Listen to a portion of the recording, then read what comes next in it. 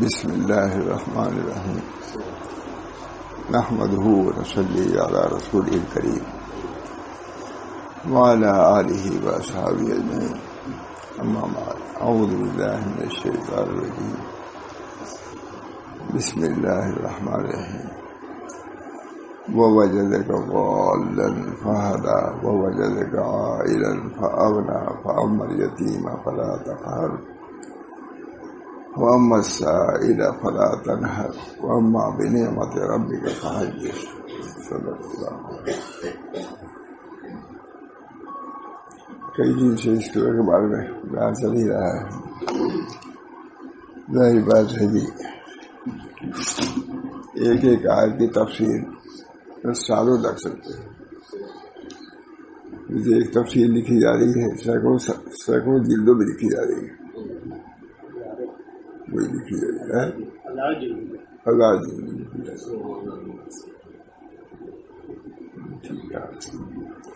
خود حضرت علی رضی اللہ عنہ فرماتے ہیں کہ اگر سورہ فاتحہ کی تفسیر ہوتی ایک اونٹ کا بوجھ ہو جائے تو اصل مجھے طلب ہے۔ یہ سب جو حضور اکبر صلی اللہ علیہ وسلم کو اشراح قلب یا اور نعمتیں جو آئی تو اصل تو طلب کا ایک کرشمہ ہے۔ جیسی طلب ہوگی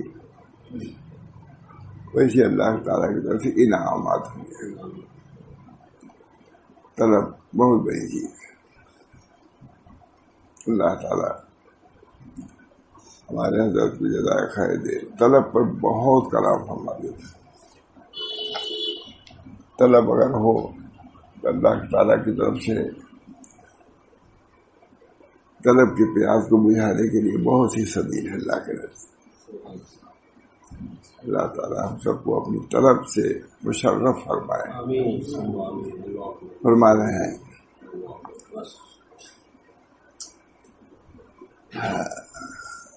سنا چکا ہوں، جی میں آئے گی نشان میں جاؤں۔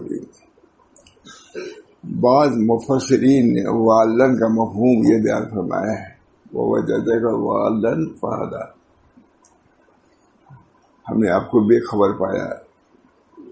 یہ جو تفسیر ہے یہ تفسیر میں کرتا تھا کہیں سے، اس میں مل گیا اس وجہ سے بیان کرتا ہوں، کل بھی بیان کیا۔ بعضوں نے کہا بھی کہ آپ نے کہاں بیان کیا، افریقہ کو علماء نے۔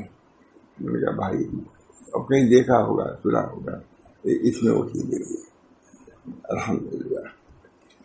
بعض مفسرین نے والن کا مفہوم یہ بیان کیا ہے کہ آپ صلی اللہ علیہ وسلم تلاش حق میں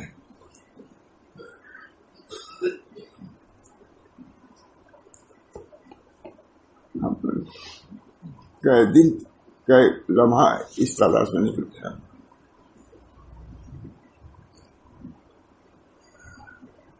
روزی کی تلاش میں نہیں لوگ کتنا پریشان اس ملک اس ملک روزی کی تلاش میں، اللہ کی تلاش میں کتنے قدم ہم لوگوں کے باہر نکلے۔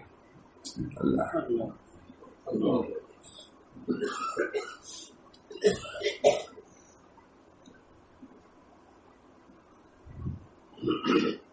بعض مفسرین نے واللہ کا مفہوم یہ بیان کیا ہے کہ آپ صلی اللہ علیہ وسلم تلاش حق میں وادیوں اور میدانوں میں پھرتے تھے۔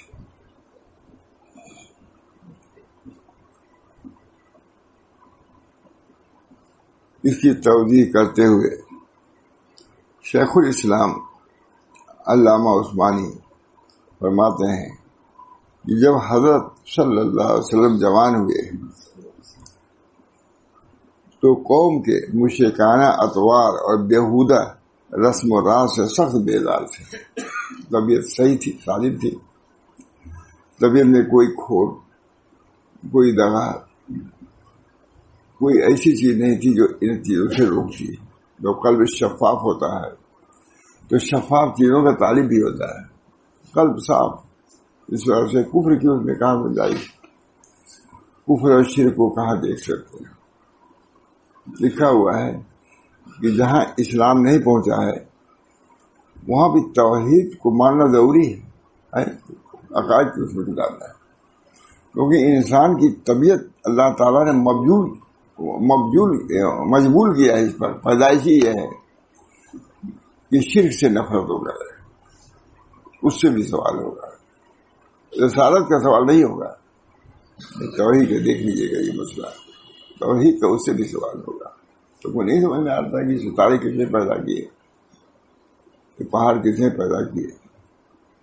البار یدل علی البعیر، مینگنی دراز کرتی ہے اٹھ کے چلنے جانے پر، کہ کوئی جانور گیا تب تو مینگنی آئی۔ جب قدم کے آثار دراز کرتے ہیں چلنے والے پر، نشان قدم سے پہنا کیا دیہاتی نے کہا تھا، ہے نور انوار میں، ہے نور انوار میں کسی نے مانگا تو کہا کہ نالائق، جب مینگنی دراز کرتی ہے، مینگنی کے جانور پر آثار قدم دراز کرتے ہیں کہ کوئی گیا ہے چل کے، اور یہ آسمان اور یہ زمین یہ ستارے، نالائق تو کو سمجھ نہیں آتا کس نے پیدا کیا۔ سب سے بڑی دلیل ہے لاٹھی والی، کوئی سمجھ میں نہیں آتا۔ دیہاتی نے کہا یہ، عربی نہیں بلکہ کہیں پڑھے گا نہیں، کہیں پڑھے یاد تو غالباً انوار میں۔ البار یدل، مینگنی دراز کرتی ہے کہ اٹھ گیا ہے، تو مینگنی ہے۔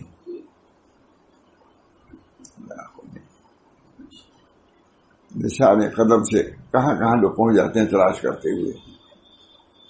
اللہ تعالیٰ اس نے کہا کہ یہ آسمان اور یہ زمین یہ پہاڑ تم کو نہیں ظاہر کرتے، کیسے پہاڑ کو کیسے اللہ نے بلند کیا ہے، سمندروں کو چلایا ہے، سب کا کوئی خالق و مالک ہے۔ بہرحال فرما رہے ہیں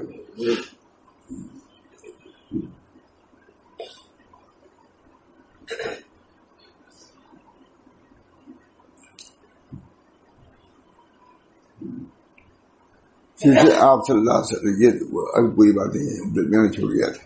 بعض مفسرین نے والدن کا مفہوم یہ بیان کیا ہے کہ آپ صلی اللہ علیہ وسلم تلاش حق میں وادیوں اور میدانوں میں پھرتے تھے کہ حق مل جائے۔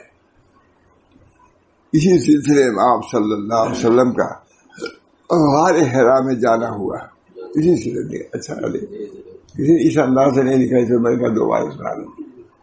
غار حرا میں جانا بھی اسی میں، کل بیان تو کیا تھا کہ وہ زمانے میں غار حرا میں جانا اسی تلاش میں۔ کیا حضور کے مقام میں اتنی گنجائش نہیں تھی کہ بیٹھ کے ذکر کرتے اللہ کا؟ نہیں، بہت بیان کرتا ہوں۔ اتنا چھوٹا مکان تھا کہ ان کے بیٹھنے کی گنجائش نہیں تھی، ایک پہاڑ پہ جانے کی کیا ضرورت ہے؟ اب بھی لوگ ہمت نہیں کرتے، 3 میل پر ہے 4 میل پر وہاں جاتا ہے، پہاڑ پر چڑھتے ہیں۔ ہم لوگ چڑھنا مشکل تھا، الحمدللہ یہ حقیر اثر بعد گیا، مغرب آ گیا، اتنا سکون، اللہ غنی، کیسی جگہ ہے۔ اب تو شاید کچھ راستہ بھی بن رہا ہے، اس میں راستہ نہیں تھا، سب چلتے چلے گئے، سومر بھی تھی۔ غار حرا، یہ اس پر خاص طور سے سمجھیے، غار حرا میں جانا بھی اسی طلب میں تھا، اللہ کی طلب میں، جنگلات میں، بیابان میں۔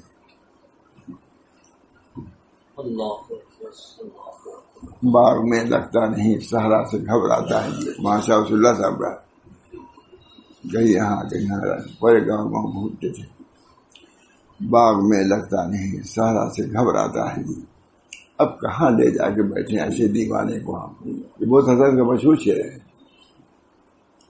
باغ میں لگتا نہیں ہے، نہیں کیفیت کا کچھ اثر انداز ہے کہ نہیں، کچھ نشان۔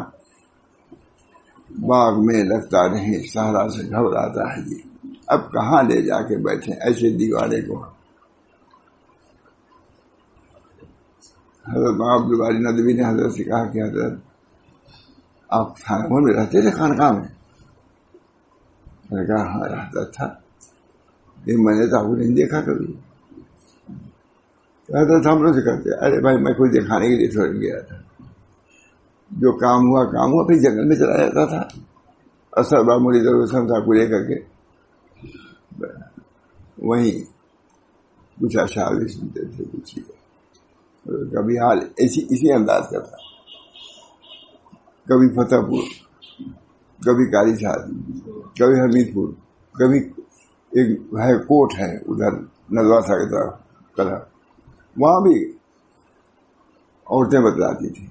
کوٹ پہ پہنچ گئے، وہاں جنوں کا کوئی مجمع تھا کہ کیا ہوا. تو بڑے سب ہم لوگ بچپن سے بہت سنے حضرت کے کرامات. باغ میں لگتا اور پڑھتے تھے، باغ میں لگتا رہے سہارا سے گھبراتا ہے جی. اب کہاں لے جا کے بیٹھے ایسے دیوارے کو، لیکن نہیں قدر کیا وہاں کے لوگوں نے، نہیں قدر. جب کام شباب پایا، دشمن بھی شیطان بھی، شیاطین انس والجن شباب پا گئے، نگاہ نہیں چھوڑا.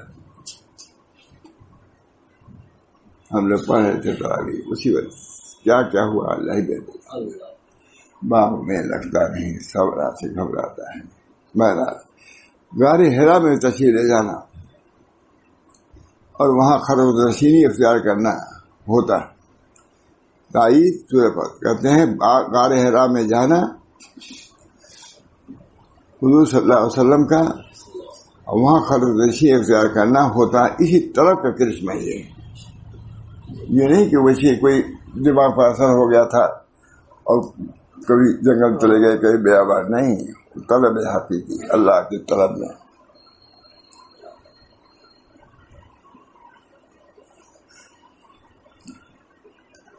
یا یہ کہ آپ حضور صلی اللہ علیہ وسلم تعلق مع اللہ، اس کی محبت میں حیران و مضطرب تھے. اسی معنی کی تائید سورہ یوسف کے اس آیت سے ہو سکتی ہے جس میں حضرت یوسف علیہ السلام کے بھائیوں نے اپنے والد کو یوسف علیہ السلام کی محبت میں مضطرب اور بے چین دے کر کہا تاللہ انک لفی ضلالک القدیم. آپ ایسے یہ کیفیت تھی یا حضور کی یہ کیفیت تھی؟ ضلال سے مراد یہاں ہے بھائی پریشانی، گمراہی تو نہیں نا. اپنے باپ کو گمراہی نے نہیں کہا بلکہ پریشانی میں کہا. وَإِنَّا لَنَرَاكَ فِي ضَلَالٍ مُبِينٍ. بے خبری کے عالم میں حق تعالیٰ آپ کے قلب پر علوم و معرفت کے دروازے کس طرح کھولے گا. اس کی توضیح کرتے ہوئے شیخ الاسلام بے خبری کے عالم میں حق تعالیٰ آپ صلی اللہ علیہ وسلم کے قلب مبارک پر علوم و معرفت کے دروازے کس طرح کھولے گا اس کی توضیح کرتے ہوئے شیخ الاسلام علامہ عثمانی فرماتے ہیں کہ جب حضرت صلی اللہ علیہ وسلم جوان ہوئے تو قوم کے مشرکانہ اطوار اور بیہودہ رسم و راز سے سخت بیدار تھے. یہ قلب مبارک کی سلامتی کی دلیل ہے. صحیح قلب ہوگا تو غلط چیز اس کو غلط چیز. ایک مثال دیتے تھے ہم لوگ کو عبارت پڑھنے میں غلطی ہوتی ہے اعراب کی. ضرب زید امرا، یہ ہے زید مارا امر کو. کہا اگر ضرب امر یا اس کو الٹ دو تو فوراً تم کو کیا ہوگا؟ اشکال ہوگا، ارے یہ کیا الٹ گیا. ذوق عبارت کے بتلاتے ہیں کہ یہاں غلط پڑھائی تھی، ہوتا نہیں. تو حضرت کی مثال دیتے تھے جیسے کھانا کھا رہے ہو اور اس میں کنکری آ گئی، فوراً کہتا ہے کہ غلط چیز آ گئی. تو عبارت زندگی پہلی مرتبہ بیان کر رہا ہوں، حضرت کی بات یہ ہے. ہم لوگ کو عبارت پڑھاتے تھے شروع کی کتاب میں کہ بھائی عبارت ایسی پڑھو کہ ذرا سا غلطی اگر ہو تو فوراً محسوس ہونا چاہیے کہ ہم نے غلط پڑھا. جب کھانے میں اگر کوئی کنکری آ گئی چھوٹی سی، فوراً محسوس آتا تھا غلط چیز آئی. مثال سے سنیں 50-60 سال کے بعد بیان کر رہا ہوں. یہ لفظ آج تک بیان ہی نہیں کیا تھا پہلے. یہ حضرت ہم لوگ پڑھاتے ابتدائی استاد ہمارے حضرت ہی ہے، وہاں سے پڑھنا. کہا عبارت کی صحت کی سب سے بڑی یہ ہے کہ تم کو یہ ذوق پیدا ہو جائے. بھائی صاحب کو ذوق پیدا ہو جائے کہ یہ غلط ہے. ضرب زید امرا، یہ تو صحیح ہے نا. یا یہ کہ اکرمکم السلام امرود کھایا، اس کو ادھر کر دیا ادھر کر دیا، فوراً ذہن میں آ گیا اسے غلط پڑھا. حکیم ظہیر الدین صاحب تھے حضرت کے ساتھی ندواسرا کے. تو وہ طب کا علاج طب پڑھنا چاہتے تھے تو رامپور گئے. وہاں منطق مشہور ہے رامپور. بارہ وہ پڑھنے گئے حکیم ظہیر الدین صاحب. تو کہاں پر عبارت پڑھی؟ دیوبند سے فارغ کوئی گئے تھے عبارت پڑھی، عبارت پڑھا دیا، وہ بند کر دیا، کہا آپ کی عبارت صحیح سب ٹھیک. اس پر کہتے تھے کہ دیکھو عبارت سے انہیں سمجھ لیا کہ اس کی استدلال صحیح ہے، پاس کر دیا. یہ بھی کبھی سنے تھے آپ؟ کبھی کی بات ہے. بہت قابل تھے، بہت اچھے طبیب ہوئے، پھر علی گڑھ میں بہت زبردست لگی. تو اس پر عبارتی فرماتے تھے کہ عبارت صحیح پڑھو گے تو مانا مطلب بھی تم کو صحیح سمجھ آئے گا جلدی. عبارت صحیح پڑھنے کا بہرحال یہ ہے. اللہ تعالی ہم سب لوگوں کے اندر ذوق پیدا کرے. ذوق اس قسم کا کہ جہاں معصیت آئی فوراً لینا، کھٹک پیدا ہوئی. حضرت علی رضی اللہ تعالیٰ عنہ ایک کافر کو پچھائے ہوئے تھے، سینے پر بیٹھے ہوئے تھے، اب قتل کرنے جا رہے. اسے تھوک دیا، پر اترا ہے. اسے کہا کہ ہم تو سمجھتے تھے کہ آپ خالی جفا بوتے ہیں، ظلم جفا کے آپ علم بردار ہیں. اسے بہت زبردست ہو. علی عرب کا آدمی تھا، یہ آپ نے مجھ کو چھوڑ کیوں دیا؟ ہمارے حضرت فرماتے تھے کہ جب ہدایت لکھی رہتی ہے تو ایسی باتیں ذہن میں آتی ہیں.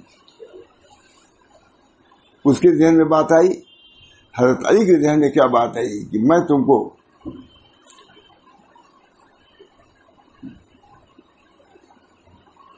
اللہ کے لیے قتل کر رہا تھا. جب تم نے میرے چہرے پہ تھوک دیا تو میرے دل میں دائیا جذبہ ہوا کہ تم کو قتل کر دوں. لیکن میں نے غور کیا کہ اللہ کے شیشے کو اللہ ہی کے نام پر توڑو، اپنے نفس کے طرف سے نہ توڑو. یہ اس وقت تم قتل جو کر رہے ہو تو اپنے نفس کے برانگیزی اور نفس کے غضب کی بنا پر، نفس کے جوش میں سو رہے، تم کو ایسے ہی نیند آتی ہے. یہ ہے وہ صاحب. اتنا بیان کیا حضرت نے، اس کو پورے بیان نہیں ہوئے. کون سنتا ہے کو آنے جان کر رہا. کتاب میں بھرا ہوا لکھا ہوا ہے، پورا ہوا آ گیا نا. اللہ کے اتنا بیان کرتے تھے. حضرت علی رضی اللہ تعالیٰ عنہ فوراً الگ ہوئے. تو اسے پوچھا، اس پر بڑی تفصیل کرتے تھے. اسے پوچھا، ارے پوچھنے ذرا تو وہ مار دیتا. ابھی تلوار تھی، وہ مجرم جو تھا کافی، وہ مار دیتا ان کو. لیکن اللہ کی ہدایت. اسے پوچھا کہ آپ نے کیوں چھوڑ دیا ہم کو؟ ہم نے تو تھوکا تھا چہرے پر آپ تاکہ اور زیادہ برق نکتا ہو جائے. تو فرمایا حضرت علی نے اس وقت بھی دیکھا کہ میں تم کو قتل کرتا تھا اللہ کے لیے. جب تم نے تھوکا مجھ پر تب میں غضبناک ہو گیا اور جی میں آیا کہ تم فوراً قتل کرو. اور لیکن میں نے کہا کہ اللہ کے کام میں اپنے نفس کو شریک نہ کرو. اللہ کا یہ جام ہے، کافی بھی جام دے گا. اللہ کے یہ جام ہے، اس کو اللہ ہی کے ہتھوڑے سے توڑو، اپنے نفس کے ہتھوڑے سے نہ توڑو. یہ تو نفس کا ہتھوڑا ہو جائے گا اگر قتل کروں. تم کو ہم قتل کر رہے تھے اللہ کے لیے، اللہ کے تلوار سے تم کو قتل کر رہے تھے. جب تم نے اسی اللہ کے نیت سے، اس کی رضا کی نیت تھی، جب تم نے توڑ دیا. ہم نے بھی کہا میں تو سمجھتا تھا کہ تم جور و ظلم کے بونے والے ہو. اب دیکھیے اس کا جواب بہت عمدہ الفاظ ہے. مطلب وہ ظلم تو آپ نہیں لیں گے. کہا میں تو سمجھتا تھا کہ تم جور و جفا کے علم بردار ہو، جور و جفا کے بردار. یہ تو تم نیک آدمی معلوم ہوتے ہو، تم تو اچھے آدمی معلوم ہوتے ہیں. اچھا بتائیے یہ چیز تم کو کہاں سے ملی؟ اب دیکھیے یہ سوال اتنا بیان کرتے تھے کہ میں کہہ نہیں سکتا. کہا اس کو کیا ضرورت ہے پوچھنے کی؟ اچھا بتلاؤ یہ چیز تم کو کہاں سے ملی؟ کہا چلو لے چلتے ہیں. گئے نبی اکرم صلی اللہ علیہ وسلم کی خدمت میں لے گئے کہ یہاں سے یہ دولت ہم کو ملی. معلوم ہوا کہ کسی سے کوئی دولت ملتی ہے. انہوں نے کہا کہ میں پہلے سے ولی نہیں کہا. حضرت علی نے یہ نہیں کہا کہ میں ولی، میں بہت بڑا بزرگ پہلے ہی ہوں. یہاں سے حضور کو دلایا اور کہا کہ اس ذات سے ہم کو یہ دولت ملی. کیا دولت؟ قتل کی نہیں، عفو کی دولت ملی، خلوص کی دولت ملی ہے، صدق کی دولت ملی ہے، ایمان ہم کو ملا ہے دین اس ذات کی وجہ سے ملا ہے. بس اس نے فوراً کہا اشہد ان لا الہ الا اللہ. سورج دیکھتی حضور سے کہا اشہد ان لا الہ. 14 آدمی اس کے خاندان میں سے سب مسلمان ہو گئے. معروف مست ہو جاتے ہیں. کہتے ہیں کہ آہن کی تلوار سے لوہے آہن میں لوہا ہے آہن کی تلوار سے ایک آدمی کو قتل کرتے تو کیا ہوتا وہ بھی جہنم میں جاتا 14 آدمی بھی جہنم میں جاتا. یہ حلم کی تلوار سے انہوں نے 14 آدمی کو بھیج دیا جنت میں. آہن میں لوہا لوہے کی تلوار سے کیا کرتے سب کو جہنم میں بھیج دیتے. اس کو قتل کرتے اس کے گھر والے بھی سب جاتے. یہ حلم معلوم ہے کہ حلم لوہے کی تلوار حدید کہتے ہیں نا حدید کی تلوار سے تم نے بچا کر کے حلم کی تلوار سے اس کو فتح کیا اور جنت بھیج دیا ورنہ سب جہنم میں جاتے ہیں. اس پر یہ بہت فرماتے تھے ہم کو بہت زیادہ اس پر ایک انعام بھی ملا ہے. اس پر ایک صاحب نے کہا حضرت تھے فتح پور میں 4 مہینے ایک صاحب کا بڑا معاملہ تھا. انہوں نے مجھ سے کہا کہ مولانا آپ جانتے ہی مجھ کو کہ حضرت سے بڑا خلوص میں وہاں جاتا تھا فتح پور. خلوصی کا معاملہ ہمیشہ رہا یہ اپنے خلوص اور صرف کو انہوں نے بتایا دے. اب سمجھ جائیے گا سر. ہم نے جواب دیا اس جواب پر حضرت خوش ہو گئے مجھ سے بہت خوش ہوئے. انہوں نے کہا کہ آپ جانتے ہی ہیں کہ میں یہاں سے تمام چیزیں لے کر کے پکوڑی تل لے کے جاتے تھے اور ان کا تو یہ ارادہ تھا کہ یہاں سے حضرت کے دودھ کئی کلو لے جو جب منگوائے بھی یہاں آدمی مقرر کیا تھا دودھ کی ڈیری تھی ان کی وہاں دودھ جاتا تھا ایسے مخلص تھے. تو اس چیز کا حوالہ انہوں نے دیا کہ آپ جانتے ہیں کہ میں مخلص ہے. یہ میں نے یہی واقعہ بیان کیا ہے کہ نیت بدلتی بھی رہتی ہے. حضرت علی کی جب نیت بدل سکتی ہے تو آپ کے نظر میں کیا ہے. بس اتنا خوش ہوئے مجھ سے کہ میں کہہ نہیں سکتا. یہی واقعہ میں نے بیان کیا ہے کہ حضرت علی خلوص دل سے قتل کر رہے تھے لیکن جب تھوکا نیت بدل گئی تھی فوراً قتل کرو اس کو. لیکن پھر سمجھے معلوم ہوا کہ نیت کی تجدید ہونی چاہیے. یعنی کہ ایک مرتبہ خلوص سے آ گیا تھا خلوص باقی رہے گا. جیسے فلوس ختم ہوتا ہے روپیہ ختم ہو جاتا ہے کہ نہیں جتنا لے کے آئے ختم. جب فلوس ختم ہو سکتا ہے تو خلوص بھی ختم ہو سکتا ہے. یہ حضرت کے علوم.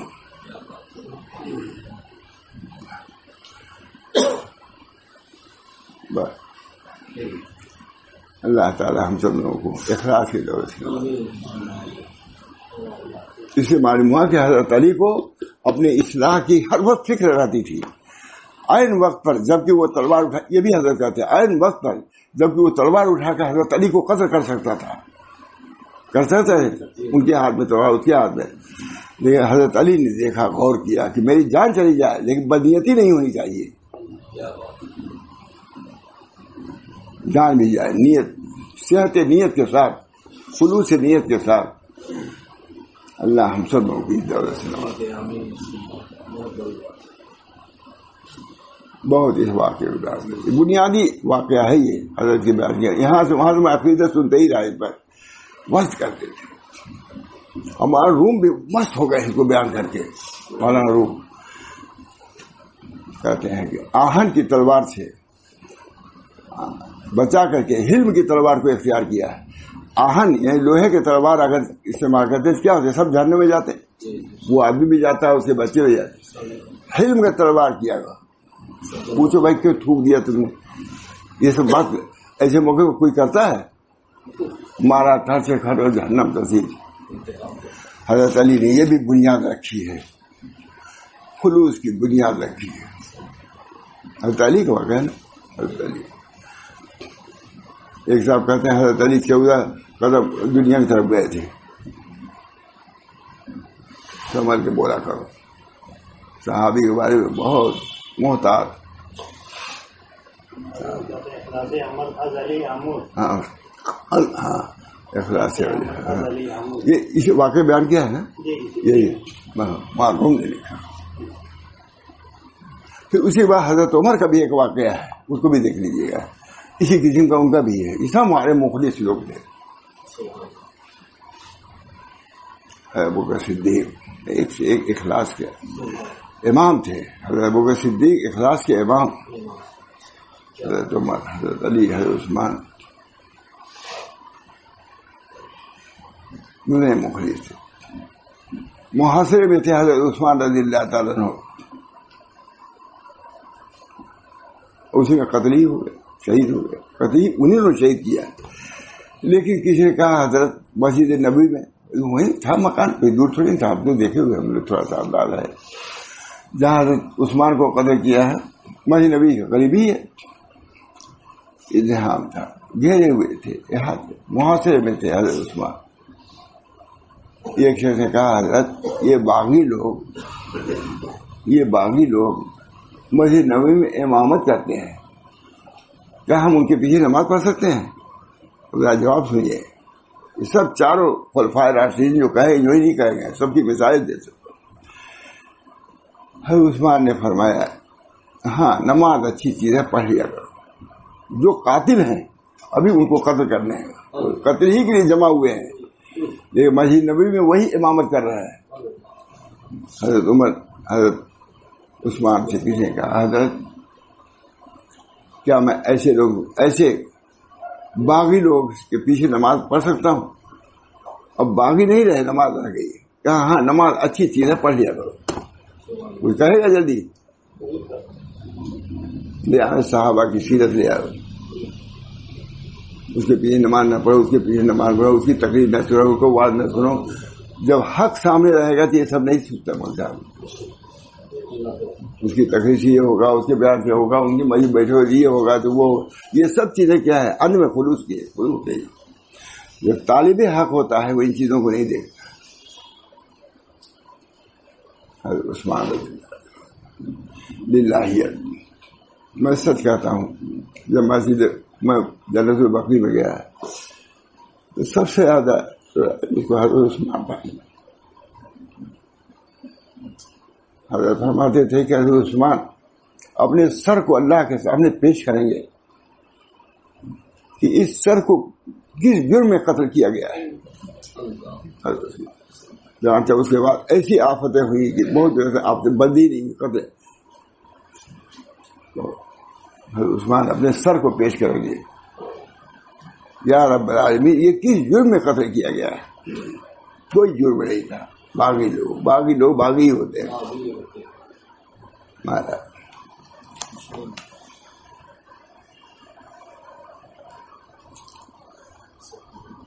خدائے وحدہ کی عبادت کا جذبہ پوری قوت کے ساتھ موزن عشق الہی کی آگ بڑی تیزی سے سینے میں بھڑک رہی تھی. حضور صلی اللہ علیہ وسلم الفاظ ہے خدائے وحدہ کی عبادت کا جذبہ پوری قوت کے ساتھ موزن تھا. عشق الہی کی آگ بڑی تیزی سے سینے میں بھڑک رہی تھی. وصول اللہ اور ہدایت خلق کی اس اکمل ترین استعداد کا چشمہ جو تمام عالم سے بڑھ کر نفس قدسی میں ودیت رکھا گیا تھا اندر ہی اندر جوش مار رہا تھا. جو طرف کا دریا بہ رہا تھا اس کی وجہ سے بےتاب تھے. پانی ہو ناپدان تھوڑا سا بند ہو جاتا، رک جاتا کہ نہیں، اور جوش مارتا کہ توڑ کے نکل آئے. جوش تھا. ہدایت وصول اللہ اور ہدایت خلق دونوں چیز، وصول اللہ ہدایت خلق دونوں چیزیں تھیں. ایک ہی وصول اللہ نہیں بلکہ خلق کی ہدایت سے گمراہی میں پڑے ہوئے ہیں، شرک و کفر میں پڑے ہوئے ہیں. ہدایت خلق کی اس اکمل ترین استعداد کا چشمہ جو تمام عالم سے بڑھ کر نفس قدسی میں ودیت رکھا گیا تھا اندر ہی اندر جوش مار رہا تھا. لیکن کوئی صاف کھلا ہوا راستہ اور مفصل راستہ، مفصل دستور عمل بظاہر دیکھا نہیں جا رہا ہے. جیسے بےتاب سے طرف بہت یہ غالن کی تفسیر کر رہے ہیں. غالن آپ کو ہمیں گمراہ پایا اس ترجمہ کر دیتے نہیں، طالب صادق پایا آپ کو، ایسا طالب جو جوشیلا طالب. لیکن کوئی صاف کھلا ہوا راستہ اور مفصل راستہ اور مفصل دستور عمل بظاہر دکھائی نہ دیتا تھا، جس سے اس عرشی اور کرسی سے زیادہ وسیع قلب کو تسکین ہوتے. کیا مطلب ایسا اس سنا لیا، کوئی حرج نہیں نا؟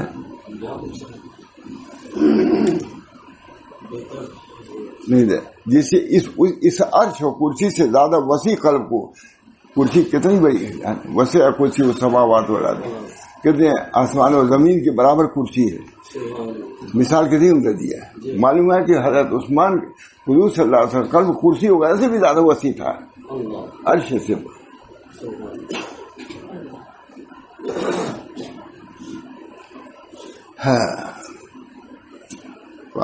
لیکن کوئی صاف کھلا ہوا راستہ اور مفصل راستہ اور مفصل دستور عمل بظاہر دکھائی نہ دیتا تھا، جس سے اس عرش و کرسی سے زیادہ عرش و کیا بڑھا رہے ہیں. ہے کوئی تعریف کرنے والا؟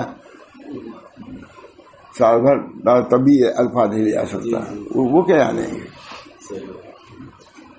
بہت مخلص آدمی ہے، دارالعلوم دیوبند کے مفسر ہے، مفسر قرآن. تھانوی مجالس صحبت بھی ہیں، بہت زبردست ادیب. اب حضرت مفتی صاحب تو ریڈیو پہ اس کو نشر کرتے تھے عوام کے لیے، تو اس میں یہ سب باتیں آتی تھے. کیا سمجھتے ہیں عوام؟ یہ تو کتاب لکھ رہے ہیں، اسی کو ضبط کیا ہے معرفت قرآن میں. اس میں مفتی صاحب جو ہے انہوں نے سے لکھا ہے، ہر حرف کو دیکھ کر کے سوچ سمجھ کے لکھا ہے. بولتا وہم و گما میں نہیں تھا یہ مضمون. حضور کے قلب کو کیا کر رہے ہیں کہ جس سے اس عرش و کرسی سے زیادہ وسیع قلب کو تسکین. کیسے تسکین ہوتی؟ عرش و کرسی سے زیادہ وسیع قلب کو تسکین ہوتی. اس جوش طلب اور ربط محبت میں آپ صلی اللہ علیہ وسلم بے قرار و سرگرداں پھرتے، غاروں اور پہاڑوں میں جا کر مالک کو یاد کرتے اور محبوب حقیقی کو پکارتے.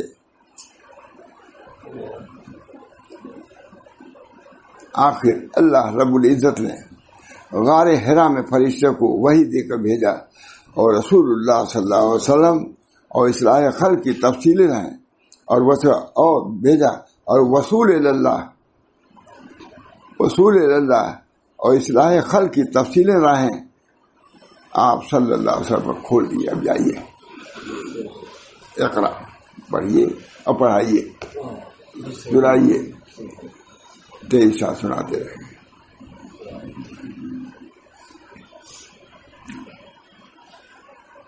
اصلاح خلق کی تفصیلیں نہ ہیں آپ صلی اللہ علیہ وسلم کھول دیں اور دین حق نازل فرما دیں. یہی ہے جو ارشاد فرمائے گا وما كنت تدري ما الكتاب ولا الایمان ولكن جعلناه نورا نهدي به من نشاء من عبادنا. یہ چیز حاضر ہوئی.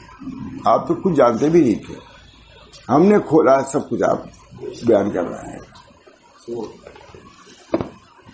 اللہ تعالیٰ ہم سب لوگوں کو نبی اکرم صلی اللہ علیہ وسلم کے علوم سے، ان کے معارف سے، ان کے احوال سے، ان کے جذبات سے حصہ عطا فرمائے.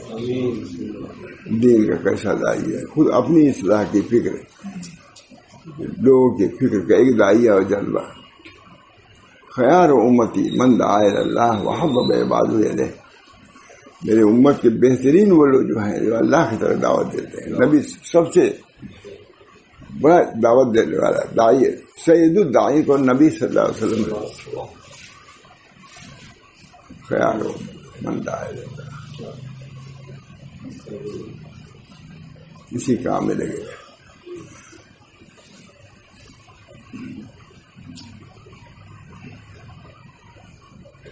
حضور کی سیرت بھری ہوئی ہے، مطلب جتنا لکھا ہے انہوں نے بہت اچھا لکھا. میں نے بھی ابھی پڑھا، یہ دیکھا تھا کچھ ہے لیکن اتنا میں نہیں ہے. عرش و کرسی سے وسیع قلب. اردو کی تعریف کوئی کرتا ہی گاتے رہتے ہیں، وہ کیا جانے جڈی جانتے ہیں.